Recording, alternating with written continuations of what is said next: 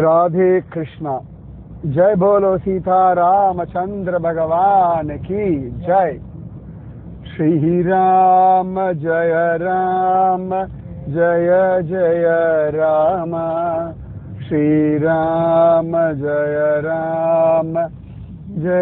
जय राम। श्री राम जय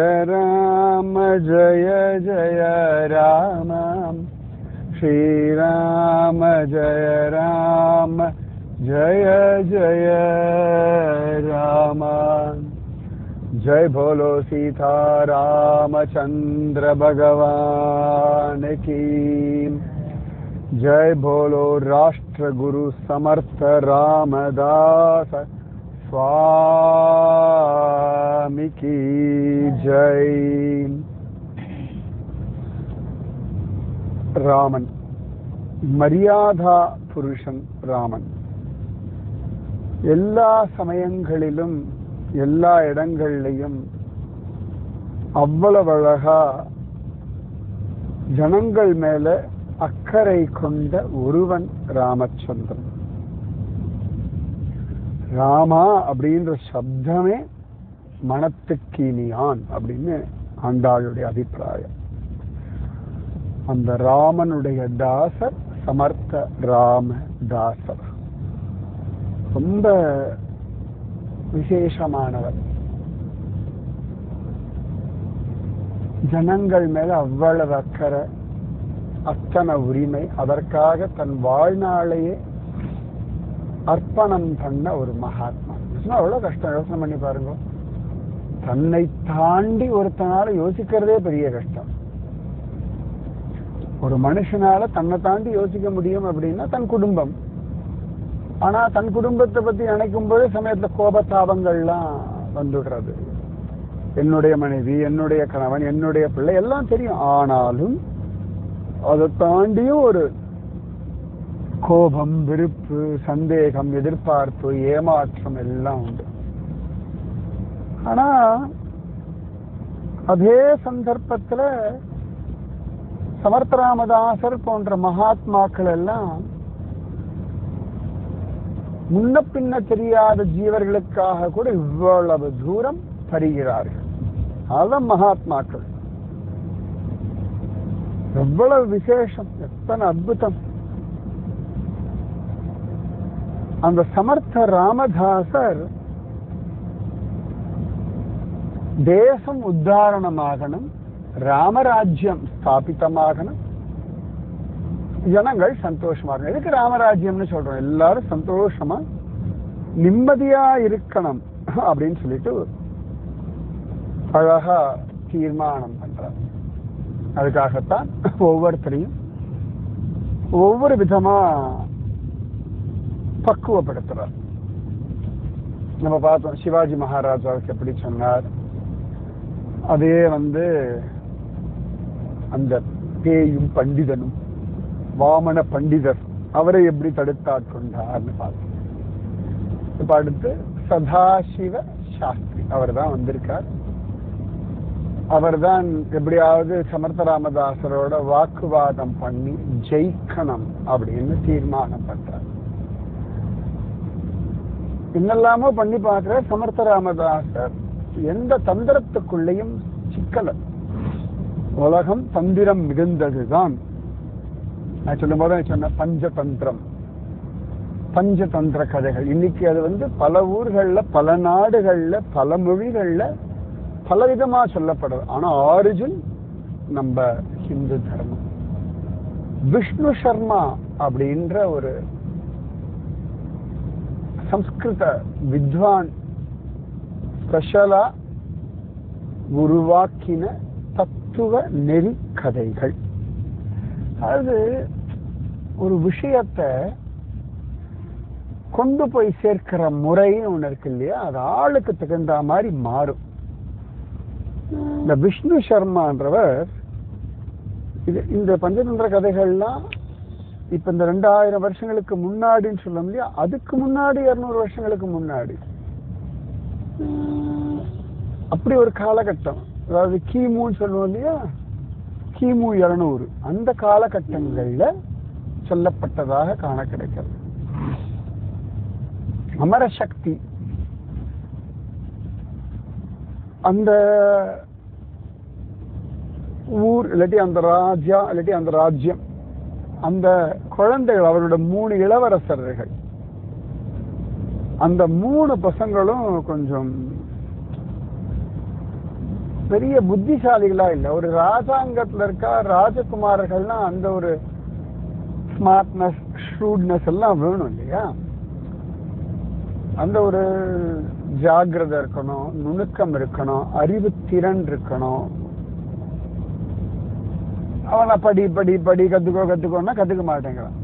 எப்படியாவது ராஜாங்கத்தை நடத்துவதற்கு தயார் செய்யணும் அப்படின்னு ராஜா கேட்டுக்க, அந்த பிள்ளைகளை ஜட்ஜ் பண்ணி சரி இவர்களுக்கு நேரடியாக இத பண்ணு இத பண்ணாதேன்னு சொன்னா அவளுக்கு புரிஞ்சுக்க மாட்டேங்கிறார்கள் அப்படின்னு சொல்லிட்டு காட்டு மிருகங்கள் அவைகளை கொண்டு கதைகள் போல சொல்லி ராஜ நீதியை சொல்லி கொடுத்தார். எனக்கு ஏன் இந்த பஞ்சதந்திர கதைகள் பிடிக்கும் அப்படின்னா,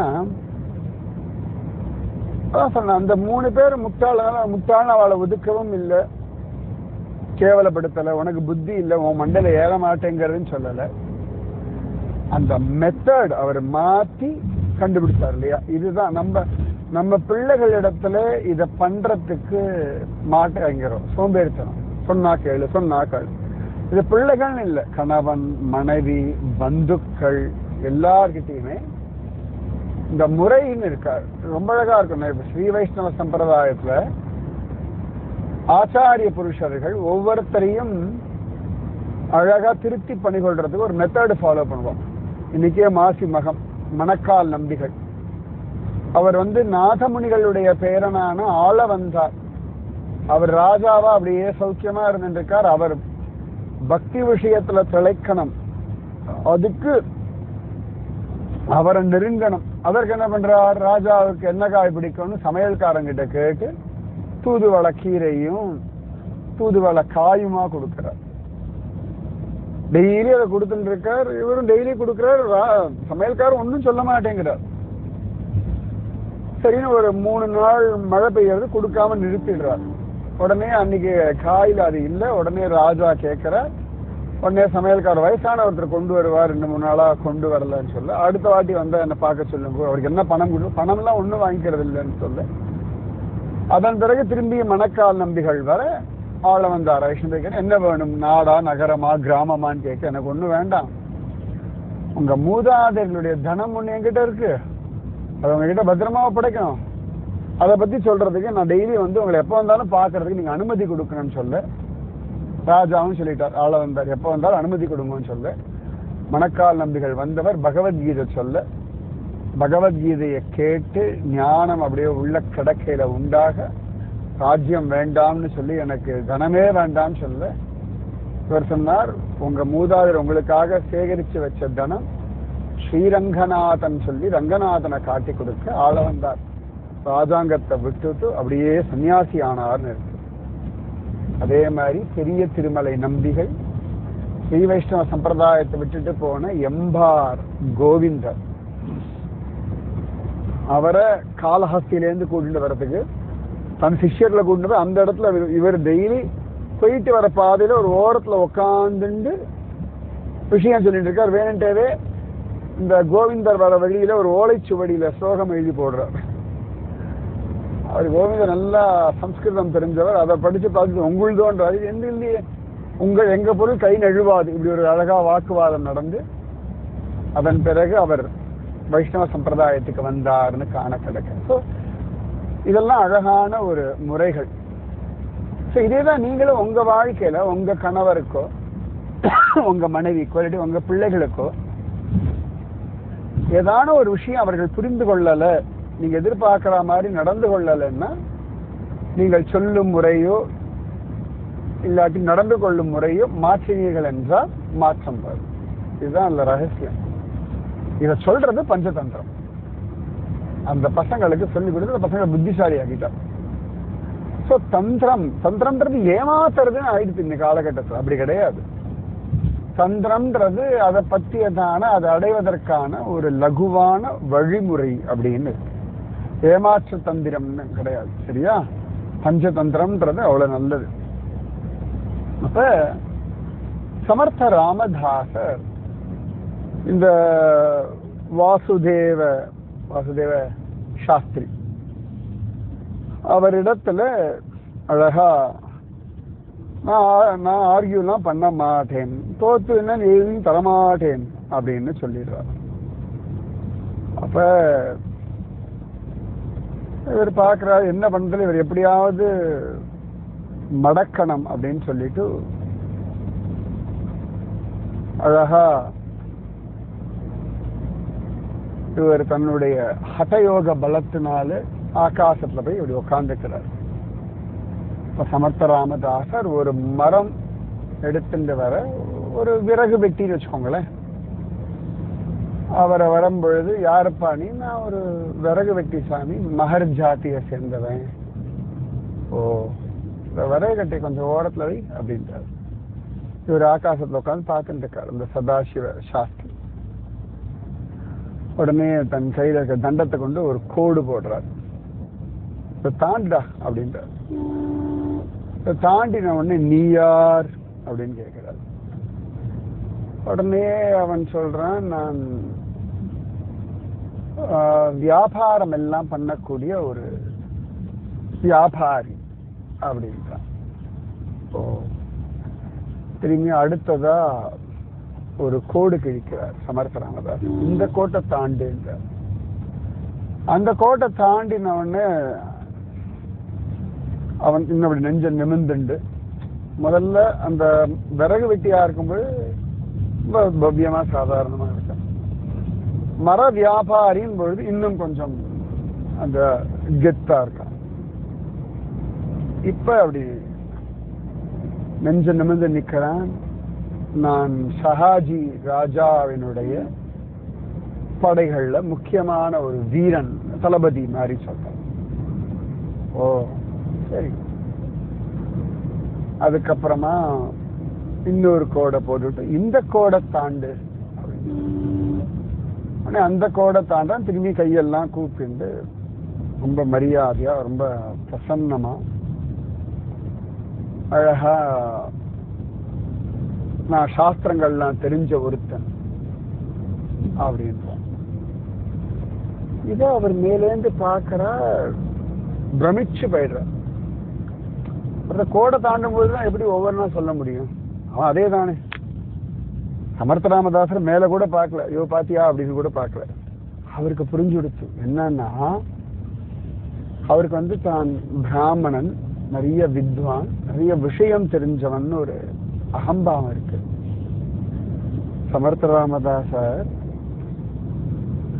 ஒரு மனிதன் யார் வேணாலும் இந்த பிராமணன் பிரம்ம நிலையை அடைய முடியும் பக்குவத்தை பொறுத்து. முதல்ல அவன் சாதாரண விறகு வெட்டியா இருக்கான், அடுத்தது வியாபாரி அப்படின்றான், அதுக்கு அடுத்ததுல க்ஷத்ரி என்ற மாதிரி ஷாஹாஜி போஸ்லேவுடைய படைத்தளபதிகள் முக்கியமானவன், நாலாவதாக விஷயம் தெரிஞ்ச பிராமணன் அப்படின்றான். அப்ப ஒரு மனிதனுடைய வாழ்க்கையில அவன் புத்தியிலையும் மனசிலையும் செயல்கள்லையும் மாற்றங்கள் அவன் உயர்ந்த நிலையை அடைய முடியும். அதனால எல்லாருக்குமே அந்த அருகதையை கொடுத்துருக்கு. இப்ப இன்னைக்கே நம்ம பார்த்தோம்னா ஆழ்வார்கள்ல பார்த்தோம் அப்படின்னா நம்ம ஆழ்வார் பிராமணர் கிடையாது, ஆனா மற்ற ஆழ்வார்கள் எல்லாம் உடல், நம்ம ஆழ்வார் உயிர் அப்படின்னு. இப்போ உடல் எல்லாம் இருக்கு, ஆனா உயிர் இல்லைன்னா பிரயோஜனம் இல்லை இல்லையா? கண் தெரியாது, கண் இருக்கும் ஆனா கண் தெரியாது, கண் பார்க்காது. காது இருக்கும், காது கேட்காது. வாய் இருக்கும், வாய் பேசாது. உயிர் இருந்ததுன்னா உயிர் தானே முக்கியம், இல்லாட்ட வெறும் சவம் தானே. அப்ப இந்த ஜாதியில இருப்பதனாலே நான் உயர்ந்தவன். வித்யா கர்வம், தன கர்வம், குல கர்வம் அப்படின்னு வைஷ்ணவ சம்பிரதாயத்தை சொல்வார். சுவாமி ராமானுஜர் சொல்லுவார், நேற்று கூட மாற்றி ஆயில்யம் நம்ம பிள்ளை உறங்காவில்லிதாசருடைய திருநக்ஷத்திரம். ராமானுஜர் குளிக்க போகும் பொழுது முதலியாண்டான் கையை பிடிச்சுட்டு போவார். குளிச்சு முடிச்ச உடனே பிள்ளை உறங்காவில்லிதாசர் மல்லர் அவர் கையை பிடிச்சுட்டு வருவார். சில பேர் கேட்கிறா, போகும்பொழுது அந்த பிராமணர் கையை பிடிச்சுட்டு போறீங்க, வரும்பொழுது இந்த மல்ல யுத்தம் பண்ணக்கூடிய குஸ்தி போடக்கூடிய இந்த பிள்ளை உறங்காவில்லிய பிடிச்சுட்டு வரீங்களே அப்படின்னு ராமானுஜர் சொல்றார், என்னிடத்துல கூட வித்யா கர்வம், தன கர்வம், குல கர்வம் எல்லாம் இருக்கும், முக்குறும்பு இருக்கும். ஆனா பிள்ளை உறங்காவில்லிதாசர் இடத்துல இது எதுவும் இல்லை. அதனால அவரை தொட்டு நான் என்ன சுத்தி செய்து கொள்கின்றேன் அப்படின்றார். அப்ப எந்த ஜாதியில இருந்தாலும், எந்த வர்ணத்துல இருந்தாலும், எந்த குலத்துல இருந்தாலும் மிக உயர்ந்ததான பக்குவ நிலையை யாராலும் அடைய முடியும், குரு கிருபையினாலே. சஞ்சயன் தேரோட்டி தானே, திருத்தராஷ்டிரனுடைய டிரைவர். ஆனா அவருக்கு எவ்வளவு அழகா கிருஷ்ணனுடைய பகவத்கீதைய கேட்பதற்கும் பார்ப்பதற்கும் சொல்வதற்கும் பாக்கியம் கிடைச்சது. அவர் சொல்ல சொல்லதான் திருத்தராஷ்டிரன் கேட்டான் அப்படின்னு இருக்கு. அப்ப தெய்வானுகிரகம் உணர்பவர்கள் எப்பேற்பட்ட பக்குவ நிலையையும் அடைய முடியும், குரு அருளாலே. வேதவியாசருடைய அனுகிரகத்தினாலே சஞ்சயனுக்கு மகாபாரத யுத்தத்தை இருந்த இடத்துல இருந்து பார்க்கிற பாக்கியம், கிருஷ்ணன் சொல்ற கீதையை சொல்ற பாக்கியம், கிருஷ்ணனுடைய விஸ்வரூப தரிசனத்தை பார்த்து வர்ணிக்கிற பாக்கியம் எல்லாம் கிடைச்சது.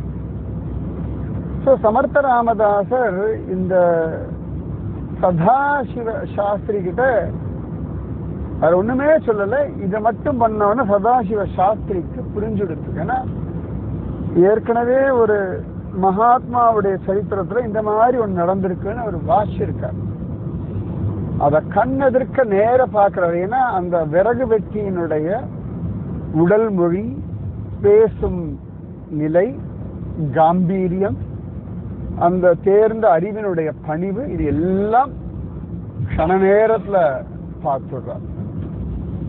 அவன் உடல் மாறல, அவனுடைய உள்ளம், உணர்வு, செயல், எண்ணங்கள் இது மாறுறது. மகாபாரதத்துல பார்த்தோம்னா ஒரு பிராமணருக்கு தர்மவியாதர் அப்படின்ற ஒரு கசாப்பு கடைக்காரர் பிரம்ம ஞானத்தை, பிரம்ம தத்துவத்தை உபதேசித்தார் அப்படின்னு இருக்கு. அதனால நிச்சயமாக யாராக இருந்தாலும் அந்த உன்னத நிலையை அடைய முடியும். ஒரு கசாப்பு கடைக்காரர் கூட பிராமணருக்கு ஞானோபதேசம் பண்ணார் அப்படின்னு மகாபாரதத்தை சொல்றார். இந்த சதுர்வர்ணம் அப்படின்றது உயர்ந்தவன் தாழ்ந்தவன் கிடையாது. இவரவர்களுக்கு இந்தந்த கர்மாக்கள் எதுக்குன்னா சமூகம் நடைபெறுவதற்காகத்தானே ஒழிய இந்த உயர்ந்தவன் தாழ்ந்தவன் அப்படின்ற கிடையவே கிடையாது. அத்தனை அழகா இத சமர்த்த ராமதாசர் பேசாமலேயே செய்கையினாலேயே இந்த சதாசிவ சாஸ்திரிக்கு புரிய வச்சுட்டார். ஆகாசம் இருந்தார், அப்படியே தொப்படி கீழே குதிச்சார், ஓடி வந்தார், சமர்த்த ராமதாசர் திருவடியை பிடிச்சுண்டார், கதறி அழுதார். சமர்த்த ராமதாசர் சொன்னார், யார வேண்டுமானாலும் தெய்வம் எந்த க்ஷணத்துல வேண்டுமானாலும் பிரம்ம ஞானியா ஆக்கிடும். பிரம்மத்தை உணர்பவன் பிராமணன், பிரம்மத்தை அனுபவிப்பவன் பிராமணன், பிரம்மத்தை அனுபவிக்க சொல்லிக் கொடுப்பவன் பிராமணன் அப்படின்னு சொல்றார். இந்த கேட்டவொடனே அவருக்கு புரிஞ்சுடுறது. அந்த விறகு வெட்டிக்கு ஒண்ணுமே புரியல, ஆனா மனசு அவ்வளவு சமாதானமா இருக்கு, அவ்வளவு ஆனந்தமா. அவன் சமர்த்த ராமதாசருடைய சிஷ்யனா மாறிட்டான். அவனுக்கு அழகா ராமதாசர் ஸ்ரீராம ஜெயராம ஜெய ஜெயராமன் உபதேசம் பண்ணி அவனுக்கு அப்படியே அந்த பிரம்ம ஞானத்துல திளைக்கும்படியாக அவன் வாழ்க்கையில விறகு வெட்டியா இருந்தானா பிரம்ம ஞானத்தை அடைஞ்சுட்டான். இப்ப இந்த சதாசிவ சாஸ்திரி ஆனந்தமா சமர்த்த ராமதாசர் இடத்துல தன்னுடைய அகம்பாவத்தை எல்லாம் சமர்ப்பணம் பண்ணிட்டான். நான் பெரிய ஆள்ன்ற நினைப்பு இருக்குல்ல, அதையே சமர்ப்பணம் பண்ணிட்டோம்னாலே மனசுல ஒரு சமாதானம். என்ன பெரிய ஆள், என்ன தெரியும் நமக்கு? ஒவ்வொருத்தரும் ஒவ்வொரு விஷயத்துல பெரியவர்கள் தான். அதனால ஒரு நாளும் தலைகணம் கூடாது, அகம்பாவம் கூடாது. அந்த சதாசிவ சாஸ்திரிய தன் சிஷ்யனா ஏத்துண்டு அவருக்கு உபதேசம் பண்ணி அவருக்கு வாசுதேவ கோசாவி அப்படின்னு பேரையும் கொடுத்து அழகா ஒரு மடத்தை ஸ்தாபிதம் பண்ணி அந்த இடத்துக்கு அவரையே மடாதிபதியா, அதிகாரியா இருக்க வச்சு பாமர ஜனங்கள், பெண்கள் எல்லாருக்குமே பக்தி ஞான விஷயங்களை சொல்லி கொடுங்கோன்னு சமர்த்த ராமதாசர் வழி காட்டினார். அதாவது சில பேர் தலகணத்தோட இருக்கான அவர்களை ஹேண்டில் பண்ற முறையும் உண்டு. ஒவ்வொருத்தரையும் ஒவ்வொரு விதமா ஹேண்டில் பண்ணணும், அது தப்பு கிடையாது. இது ஏமாற்றெல்லாம் கிடையாது. அவர்களுக்கு நன்மை செய்வதற்காக. எப்படி ஒரு அம்மா குழந்தைக்கு பெருசா சாப்பிட பிடிக்காது, விளையாட தான் பிடிக்கும். ஆனா அம்மா ஏதோ விளையாட்டு காட்டுற மாதிரி காக்காயை காட்டி, குருவியை காட்டி, நிலாவை காட்டி, மொபைலை காட்டி அதுக்கு சாப்பாடு ஊட்டி அழகா அந்த குழந்தைக்கு உடம்புல சக்தியை கொடுக்கிறாளோ அந்த மாதிரி ஒவ்வொரு ஜீவனையும் திருத்தி பணிகொண்டு தடுத்தாட்கொண்டு பகவத் அனுபவத்துல தலைக்க வைக்கிறது குருவினுடைய தர்மம். அத அழகா சமர்த்த ராமதாசர் பண்றார். அடுத்து இன்னொரு சிஷ்யர், அவர் என்ன பண்ணார்னு நாளைக்கு பார்ப்போம். ராதே கிருஷ்ணா. ஸ்ரீராம ஜய ராம ஜய ஜய ராமா. ஸ்ரீராம ஜய ராம ஜய ஜய ராமா. ஸ்ரீராம ஜய ராம ஜய ஜய ராமா. ஸ்ரீராம ஜய ராம ஜய ஜய ராமா. அதாவது சமர்த்த ராமதாசர் ஒண்ணுமே தெரியாம இருந்த விறகு வெட்டி ஒரு வியாபாரின்ற அந்த நுணுக்கத்துக்கு கொண்டு போறார். அடுத்தது வீரன், ஒரு பல ஜனங்களை காப்பாற்றக்கூடிய ஒரு தளபதி, அப்படி அந்த ஒரு புத்தி, அந்த ஒரு டிரான்ஸ்பர்மேஷன் கொடுக்கிறார். அதுக்கு அடுத்ததுல பல பேருக்கு வழிகாட்டும்படியான ஒரு பிரம்ம ஞானத்தை அடைஞ்சவனாக அவனை மாத்துறார்.